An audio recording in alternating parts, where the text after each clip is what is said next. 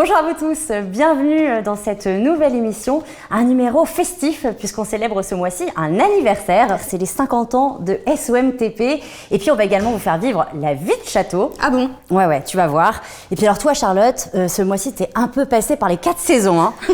Oui, enfin Caroline, on va voir ça plus tard parce que pour l'instant c'est notre zapping.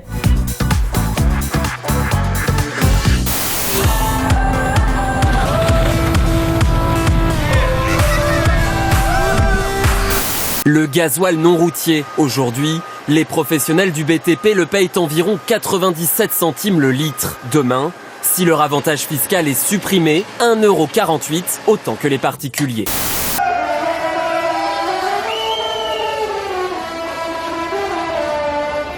L'Assemblée nationale a adopté en première lecture le fameux projet de loi pour la restauration de Notre-Dame de Paris.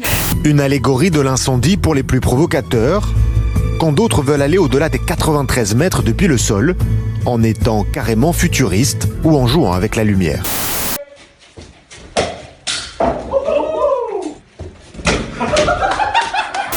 La pose de la première pierre, voilà, début 2020. Du côté des opposants, ils vont pouvoir se pourvoir en cassation. C'est l'unique recours juridique qu'il leur reste.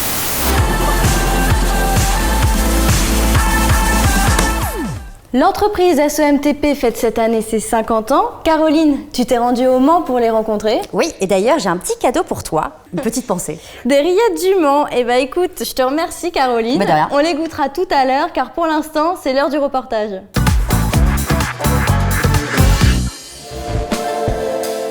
Bienvenue au Mans. Nous allons entrer dans une des agences de l'entreprise SOMTP, spécialisée dans la distribution d'engins et de matériel, et ce depuis 50 ans cette année. À cette occasion, nous allons découvrir le process de son service après-vente, un service réactif et répondant aux exigences de ses clients. Vous allez voir, c'est très intéressant. Voilà, nous sommes au cœur de l'atelier de SOMTP. C'est donc ici que s'organise le service après-vente. Esteban, le chef d'atelier, va d'ailleurs gérer en direct une intervention pour un de ses clients. Vous allez voir, vous allez tout comprendre du process de l'outil mis en place par SOMTP.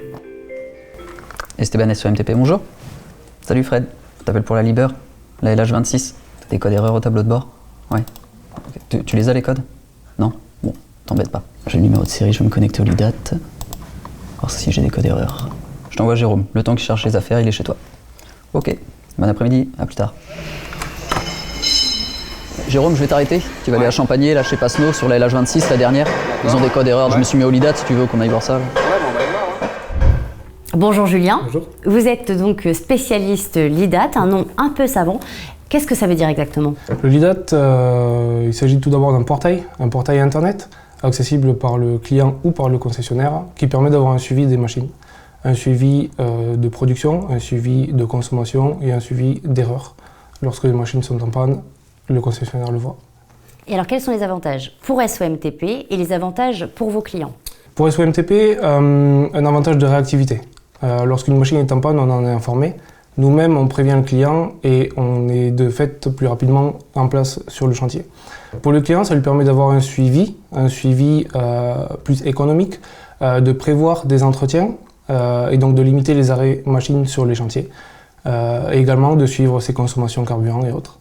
Et quel est le temps moyen d'intervention? De 2 heures à 8 heures, suivant les spécificités du chantier. Ah oui, donc en moins de 24 heures. Oui. Je vois que Jérôme, le technicien, est prêt à partir. Nous allons le rejoindre. Merci beaucoup pour votre accueil. Jérôme, le technicien, va intervenir chez le client. Nous le suivons.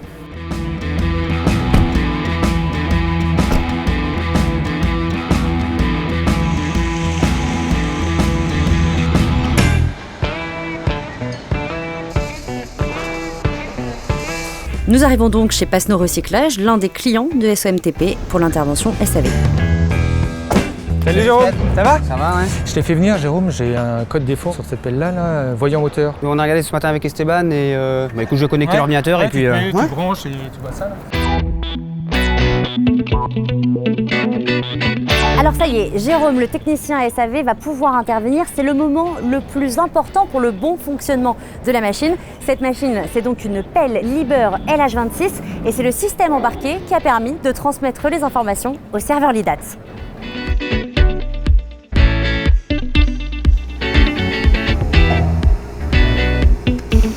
Alors Frédéric Henry, bonjour. Bonjour. Vous êtes responsable maintenance chez Passenau Recyclage. C'est ça.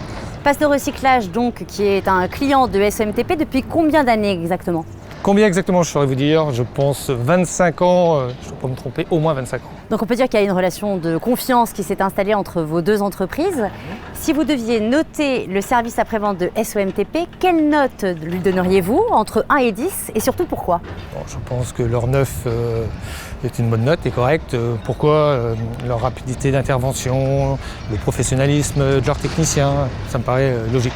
Alors aujourd'hui justement, vous avez fait appel au service après-vente de SEMTP pour réparer cette machine. Est-ce que vous êtes satisfait aujourd'hui? Tout à fait. Regardez, l'opération s'est déroulée en moins d'1 heure. Donc l'appel est prêt à repartir. Nous n'avons plus de code défaut. Donc un retour d'exploitation pour nous, c'est impeccable. Merci beaucoup. Merci Frédéric Henry.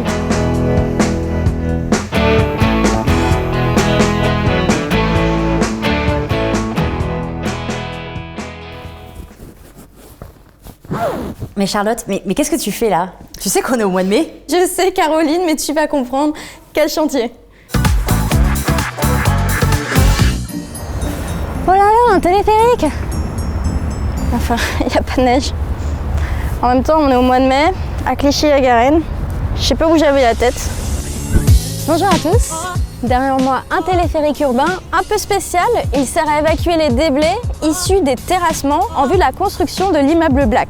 Le maître d'ouvrage Citalios a attribué le marché à Vinci Construction Terrassement en tant que mandataire. Vinci a proposé une offre globale au sein de laquelle intervient également Benedetti Guelpa pour la partie démolition et désamiantage. Suivez-moi.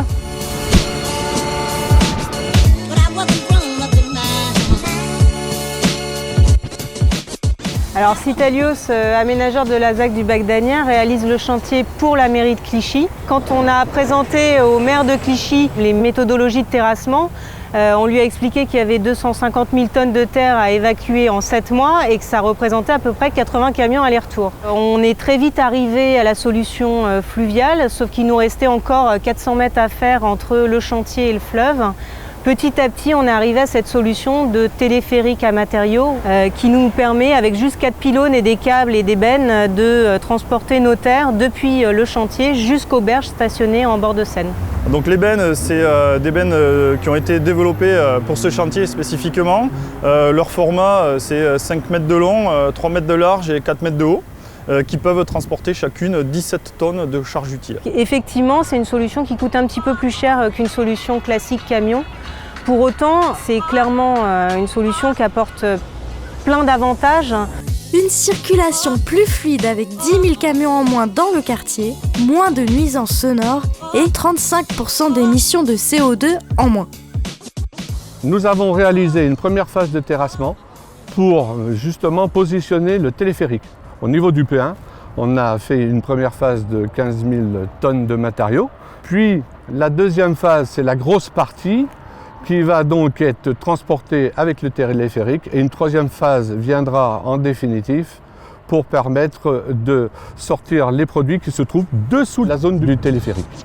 L'inauguration du téléphérique est prévue le 17 juin avec une mise en production dès le lendemain. Mais quelques travaux restent à faire. Ce qui reste à faire, c'est déjà la préparation. Ça passe par donc le montage des plateformes de chargement et puis toute la partie, je dirais, estacade qui se trouve au niveau de la Seine avec le fonçage des pieux, la mise en place des portiques de déchargement et puis bien sûr les essais puisqu'on est sur un projet innovateur. Quand j'ai appris ma mutation sur Paris pour les grands travaux du Grand Paris et qu'on m'a dit que effectivement ça allait me changer un petit peu, c'était de me dire que les transports, au lieu de les faire avec des tombereaux comme tu as l'habitude ou des scraps ou des semis, tu le feras avec un téléphérique. C'était pas le premier avis, mais c'est vrai que ça m'a un petit peu surpris. Mais j'en suis fier.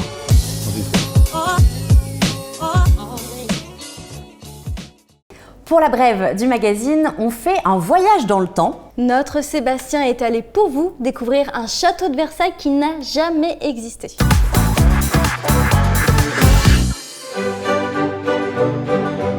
Bienvenue au château de Versailles avec ses 8 millions de touristes annuels, ces bâtiments à l'architecture aussi spectaculaire que connue dans le monde entier, mais également une exposition qui va accueillir jusqu'au 4 août des documents absolument incroyables qui vont nous révéler ce que Versailles aurait pu être.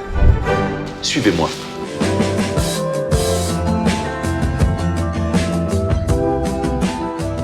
Le château de Versailles n'a pas toujours été ce qu'il est aujourd'hui. Au contraire, il a sans cesse évolué. Il a aussi été l'objet de pas mal d'envies, pas mal de projets, énormément de projets même. C'est notre projet! L'exposition qui m'entoure montre une multitude d'intentions pour répondre aux souhaits des monarques. Plus de chambres, plus de pièces, plus de fonctionnalités, que ce soit les jardins, les façades, rajouter de l'étage. Au cœur de l'expo, cette maquette dévoile le projet d'Ange-Jacques Gabriel adopté en 1771. Elle permet de bien saisir le paradoxe Versailles, puisque tout ce qui est en blanc sur la maquette, le parti pris de l'architecte, ne verra finalement jamais le jour. Des projets, il y en a plein, et aucun n'a abouti. Certains peut-être pour le mieux d'ailleurs. Ça c'est pas très gentil. Ce sera à vous de juger en venant ici pour découvrir un Versailles que vous n'aurez jamais vu, que personne n'a jamais vu parce qu'il n'a jamais existé comme ça.